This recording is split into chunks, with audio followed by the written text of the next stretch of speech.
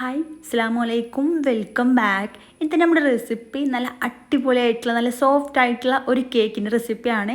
റാഗിപ്പൊടി വെച്ചിട്ട് ഉണ്ടാക്കിയെടുക്കാൻ പറ്റും നല്ല ഹെൽത്തി ആയിട്ട് അതുപോലെ നല്ല സോഫ്റ്റ് ആയിട്ടുള്ള അടിപൊളി കേക്ക് എങ്ങനെ ഉണ്ടാക്കിയെടുക്കാൻ നോക്കാം. അതിന് മുന്നായിട്ട് ഈ ചാനൽ ആദ്യം നിങ്ങൾ കാണുന്നുണ്ടെങ്കിൽ നിങ്ങൾക്ക് ഇഷ്ടമായെന്നുണ്ടെങ്കിൽ പ്ലീസ് ഒന്ന് സബ്സ്ക്രൈബ് ചെയ്ത് സപ്പോർട്ട് ചെയ്യണേ.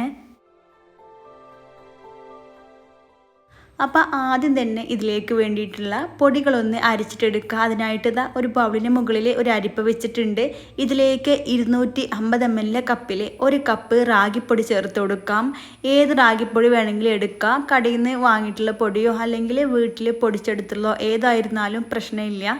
ഇനി കൂടെ തന്നെ ഇതിലേക്ക് ഒരു 1/2 കപ്പ് ഗോതമ്പ് പൊടിയും കൂടെ ചേർത്ത് കൊടുക്കാം. നിങ്ങൾക്ക് ഗോതമ്പ് പൊടിക്ക് പകരമായിട്ട് മൈദ വേണമെങ്കിൽ മൈദയും ചേർത്ത് കൊടുക്കാം. ടേസ്റ്റ് വൈസ് നോക്കുകയാണെങ്കിൽ മൈദയാണ്. ഇനി ഗോതമ്പ് പൊടി ആയിരുന്നാലും പ്രശ്നമില്ല.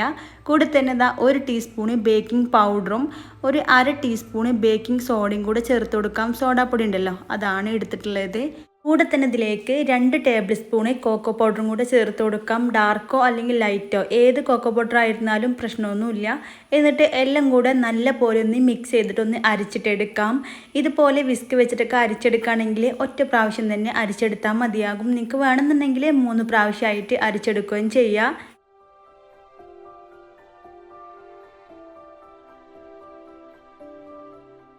ഇനി എല്ലാം കൂടെ നന്നായിട്ടങ്ങ് മിക്സ് ചെയ്ത് യോജിപ്പിച്ചെടുക്കാം. ഈ ഒരു കോക്കോ പൗഡറും അതുപോലെ റാഗി പൗഡറും പിന്നെ ഗോതമ്പ് പൊടിയൊക്കെ എല്ലായിടത്തും മിക്സായി കിട്ടാൻ വേണ്ടിയിട്ടാണ്. എന്നിട്ട് ഇതൊരു സൈഡിലേക്ക് അങ്ങ് മാറ്റി വെക്കാം. ഈ ഒരു കേക്ക് മിക്സിന് ജാറിലാണ് ഉണ്ടാക്കിയെടുക്കുന്നത്. ഇതിന് ബീറ്ററിനൊന്നും ആവശ്യമില്ല. അപ്പോൾ ആദ്യം തന്നെ ഒരു മിക്സിന് ജാർ എടുത്തിട്ടുണ്ട്. ഇതിലേക്ക് 2 മുട്ട പൊട്ടിച്ചിട്ട് ചേർത്ത് കൊടുക്കാം. റൂം ടെമ്പറേച്ചറുള്ള മുട്ടയാണ് കേട്ടോ എടുത്തിട്ടുള്ളത്. കൂടെ തന്നെ ഇതിലേക്ക് മധുരത്തിന് ആവശ്യമായിട്ട് 1/2 കപ്പ് പഞ്ചസാര എടുത്തിട്ടുണ്ട്. എനിക്കിതിന് പകരമായിട്ട് വേണമെങ്കിൽ 1/2 കപ്പ് ശർക്കരപ്പൊടിയും ചേർത്ത് കൊടുക്കാം കേട്ടോ. ഒന്നുകൂടെ ഹെൽത്തി നോക്കുകയാണെന്നുണ്ടെങ്കിൽ ശർക്കരയാണ് നല്ലത്. കൂടെ തന്നെ ഇതിലേക്ക് 1 ടീസ്പൂണ് വാനില എസൻസും കൂടെ ചേർത്ത് കൊടുക്കാം, നല്ലൊരു ഫ്ലേവറിന് വേണ്ടിയിട്ട്. ഇല്ലെങ്കിൽ ഏലക്കാപ്പൊടി എടുത്താലും മതിയാകും. ഇതിലേക്ക് 1/2 കപ്പ് സൺഫ്ലവർ ഓയിൽ ചേർത്ത് കൊടുക്കാം. ഏത് വെജിറ്റബിൾ ഓയിൽ എടുക്കാം കേട്ടോ, വെളിച്ചെണ്ണ മാത്രം എടുക്കാതിരുന്നാൽ മതിയാകും. ഇനി എല്ലാം കൂടെ നന്നായിട്ടങ്ങ് അടിച്ചിട്ടെടുക്കാം. 1 മിനിറ്റ് നിർത്താതെ അടിച്ചെടുക്കാം. ഈ ഒരു പഞ്ചസാരയൊക്കെ നന്നായിട്ട് മെൽറ്റായിട്ട് കിട്ടണം. ഈ ഒരു രീതിയിൽ നല്ല തിക്കാക്കിയിട്ട് തന്നെ അടിച്ചെടുത്തിട്ടുണ്ട്. ഇതുപോലെ അടിച്ചെടുത്ത് കഴിഞ്ഞാൽ ഇനി ഇതൊരു ബൗളിലേക്ക് അങ്ങ് മൊത്തത്തിൽ ചേർത്ത് കൊടുക്കാം.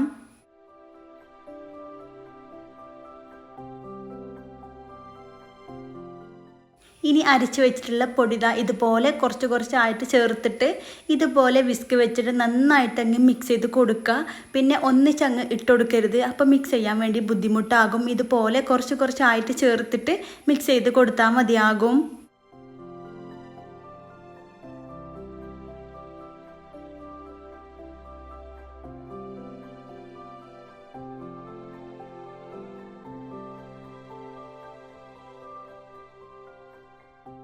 ഇപ്പോൾ ഒരു ബാറ്റർ നല്ല പോലെ തിക്കായിട്ട് വന്നിട്ടുണ്ട്. ഇതുപോലെ നന്നായിട്ട് തിക്കായിട്ട് വന്നാൽ ഇതിലേക്ക് പാല് ചേർത്ത് കൊടുക്കാം. 1/4 കപ്പ് പാലാണ് ഇവിടെ എടുത്തിട്ടുള്ളത്. റൂം ടെമ്പറേച്ചറുള്ള പാലെടുക്കുക. ചൂടുള്ളത് പാലും വേണ്ട, തണുത്ത പാലും വേണ്ട. എന്നിട്ട് പാലും കൂടി ചേർത്ത് കഴിഞ്ഞാൽ നന്നായിട്ട് മിക്സ് ചെയ്ത് കൊടുക്കുക. നന്നായിട്ട് മിക്സ് ചെയ്ത് കഴിഞ്ഞതിന് ശേഷം വേണം ബാക്കിയുള്ള ആ ഒരു പൊടിയും കൂടെ മൊത്തത്തിൽ ചേർത്തിട്ട് മിക്സ് ചെയ്ത് കൊടുക്കാനായിട്ട്.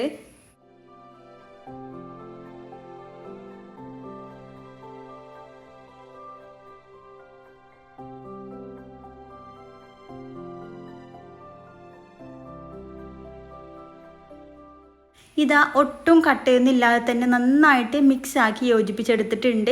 ഇനി ഈ വിസ്ക് അങ്ങ് മാറ്റി കൊടുക്കാം. എന്നിട്ട് സ്പാച്ചില വെച്ചിട്ട് നന്നായിട്ട് ഫോൾഡ് ചെയ്ത് കൊടുക്കുക. ഇങ്ങനെ ഫോൾഡ് ചെയ്യണത് ഈ റാഗി പൗഡറൊക്കെ ഇങ്ങനെ അവിടെ ഇവിടെയൊക്കെ ഇങ്ങനെ കട്ട കുത്തി നിൽക്കുന്നുണ്ടാകും. അപ്പോൾ അതൊക്കെ ഒന്ന് പോയിട്ട് നല്ല സ്മൂത്ത് ആയിട്ടുള്ള ബാറ്റർ കിട്ടാൻ വേണ്ടിയിട്ടാണ് ഇതുപോലെ ഫോൾഡ് ചെയ്ത് കൊടുക്കുന്നത്. ഇത്രയും മതിയാകും. ബാറ്റർ റെഡി ആയിട്ടുണ്ട്. ഇതങ്ങ് അവിടെ ഇരിക്കട്ടെ. ഇനി ഇത് ബേക്ക് ചെയ്യാനുള്ള ടിന്നൊന്ന് റെഡിയാക്കി എടുക്കുക. അതിനായിട്ട് ഇതുപോലത്തെ ഒരു 7 ഇഞ്ച് വരുന്ന ഒരു കേക്ക് ടിന്നാണ് എടുത്തിട്ടുള്ളത്. ഇതിലേക്ക് കുറച്ച് ഓയിലാക്കി കൊടുത്തതിന് ശേഷം ഒരു ബട്ടർ പേപ്പറും കൂടെ വെച്ചെടുത്തിട്ടുണ്ട്. ഇനി ബട്ടർ പേപ്പർ ഇല്ലാന്നുണ്ടെങ്കിൽ കുറച്ച് മൈദ തൂക്കി കൊടുത്തതിന് ശേഷം പുറത്തേക്ക് തട്ടിക്കളഞ്ഞാലും മതിയാകും. ഇനി ബാറ്റർ മൊത്തത്തിൽ ഇതിലേക്ക് അങ്ങ് ചേർത്ത് കൊടുക്കാം. നിങ്ങളെ കയ്യിൽ കേക്ക് ടിൻ ഇല്ലാന്നുണ്ടെങ്കിൽ പകരമായിട്ട് ചായപാത്രത്തിലോ അല്ലാന്നുണ്ടെങ്കിൽ കുക്കറിലും ബേക്ക് ചെയ്തെടുക്കാൻ വേണ്ടി പറ്റും. ഇനി ഇതുപോലെ സ്റ്റിക്ക് വെച്ചിട്ട് ഇതിൻ്റെ ഹോൾസൊക്കെ ഒന്ന് കളഞ്ഞിട്ടെടുക്കുക. ഉള്ളിൽ നല്ല പോലെ ഹോൾസ് ഉണ്ടാകും. അപ്പോൾ അതൊക്കെ ഒന്ന് കളഞ്ഞിട്ടെടുക്കുക. ഇതിൽ നല്ല രീതിയിലൊന്ന് തട്ടി കൊടുക്കുകയും കൂടി ചെയ്യാം.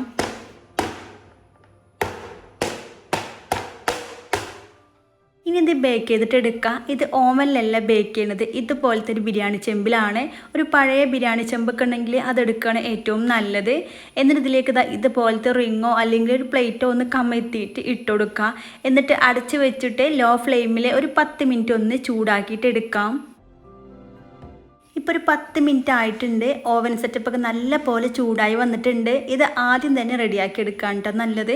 ഇനി ഇതിലേക്ക് റെഡിയാക്കി എടുത്തുള്ള കേക്കിനെ അങ്ങ് ഇറക്കി വെക്കാം. എന്നിട്ട് അടച്ച് വെച്ചിട്ട് ഏറ്റവും ലോ ഫ്ലെയിമിൽ തന്നെ ഒരു 50 മിനിറ്റ് ഒന്ന് കുക്ക് ചെയ്തിട്ട് എടുക്കാം. ഏകദേശം ഒരു 45-50 മിനിറ്റ് വരെ എടുക്കും കേട്ടോ. അപ്പോൾ 45 മിനിറ്റ് ആകുമ്പോൾ തുറന്ന് നോക്കിയാൽ മതിയാകും.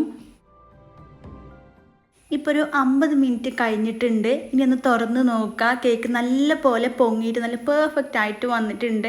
ഇതായ രീതിയിൽ. പിന്നെ പകുതി ഒരു 3/4 ഭാഗത്തോളം കുക്കായതിന് ശേഷം ഞാൻ ഇതിലേക്ക് കുറച്ച് പിസ്ത കട്ട് ചെയ്തും കൂടെ ഇട്ട് കൊടുത്തിട്ടുണ്ട് കേട്ടോ. അപ്പോൾ ഓപ്ഷണലാണ്, കാണാൻ നല്ലൊരു ഭംഗിക്ക് വേണ്ടിയിട്ടാണ് കേട്ടോ ഇട്ട് കൊടുത്തിട്ടുള്ളത്. ഇനി ഉള്ളിൽ കുക്കായോ അറിയാൻ വേണ്ടി ഇതുപോലെ സ്റ്റിക്ക് വെച്ചിട്ട് ഒന്ന് കുത്തി കൊടുത്ത് നോക്കുക. ഇതിൽ ഒട്ടും ഒട്ടി പിടിച്ചിട്ടില്ല, നല്ല ക്ലീൻ ആയി വന്നിട്ടുണ്ട്. തീ ഓഫ് ചെയ്ത് കൊടുക്കുക. എന്നിട്ട് തണുക്കാനായിട്ട് മാറ്റി വെക്കാം. കേക്ക് ചൂടൊക്കെ ഒന്ന് ആറി വന്നിട്ടുണ്ട്. ഒരു ചെറിയ ചൂടോട് കൂടിയിട്ട് തന്നെ ഈ ഒരു ടിന്നിൽ നിന്ന് അങ്ങ് പുറത്തെടുക്കുക, ഇല്ലെങ്കിൽ നല്ല ഹാർഡായിട്ട് വരും. ഇതുപോലെ കത്തി വെച്ചിട്ട് സൈഡൊക്കെ ഒന്ന് വിടിച്ചു കൊടുക്കുക. എന്നിട്ട് നല്ല പോലെ ഒന്ന് തട്ടി കൊടുത്താൽ തന്നെ പെട്ടെന്ന് വിട്ടിട്ട് വരും. ഇനി ഇതിൻ്റെ ബട്ടർ പേപ്പറും കൂടെ അങ്ങ് മാറ്റി കൊടുക്കുക. നല്ല അടിപൊളിയായിട്ട് തന്നെ വന്നിട്ടുണ്ട്. പിന്നെ ഇതിൻ്റെ ബാറ്റിൽ കുറച്ച് നട്ട്സൊക്കെ ചേർക്കുകയാണെന്നുണ്ടെങ്കിൽ ഇടയ്ക്കൊന്ന് കടിക്കാൻ കിട്ടുമ്പോൾ നല്ലൊരു ടേസ്റ്റ് ഉണ്ടാകും. അപ്പോൾ ഇഷ്ടമുള്ളപോലെ ബാറ്റിൽ കുറച്ച് നട്ട്സൊക്കെ ചേർത്ത് കൊടുക്കുക. നമുക്കിത് കട്ട് ചെയ്ത് കൊടുക്കാം കേട്ടോ. ശരിക്കും മൈദ വെച്ചിട്ട് ഉണ്ടാക്കേണ്ട അതേ ഒരു പെർഫെക്ഷൻ തന്നെ കിട്ടിയിട്ടുണ്ട് ഈ ഒരു കേക്കിന്. പിന്നെ മൈദ വെച്ചിട്ട് ചെയ്യുന്ന ആ ഒരു ടേസ്റ്റ് ഒരിക്കലും ഇതിന് പ്രതീക്ഷിക്കരുത്. പിന്നെ ഹെൽത്തി വേർഷനൊക്കെ ഇഷ്ടമുള്ളവർക്ക് ഉറപ്പായിട്ടും ഇഷ്ടമാവും ഈ ഒരു കേക്ക്. അപ്പോൾ എല്ലാവരും ഉണ്ടാക്കി നോക്കുക, നല്ല അടിപൊളിയായിട്ട് തന്നെ കിട്ടും.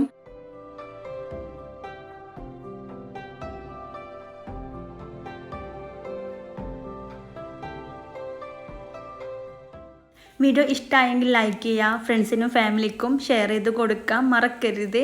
പിന്നെ ഒരുപാട് പേര് സബ്സ്ക്രൈബ് ചെയ്യാതെ കാണുന്നവരുണ്ട്. അപ്പോൾ പ്ലീസ് ഒന്ന് സബ്സ്ക്രൈബ് ചെയ്ത് സപ്പോർട്ട് ചെയ്യുക. വീണ്ടും ഇതുപോലെ നല്ല അടിപൊളിയായിട്ടുള്ള റെസിപ്പി ആയിട്ട് കാണാം. താങ്ക്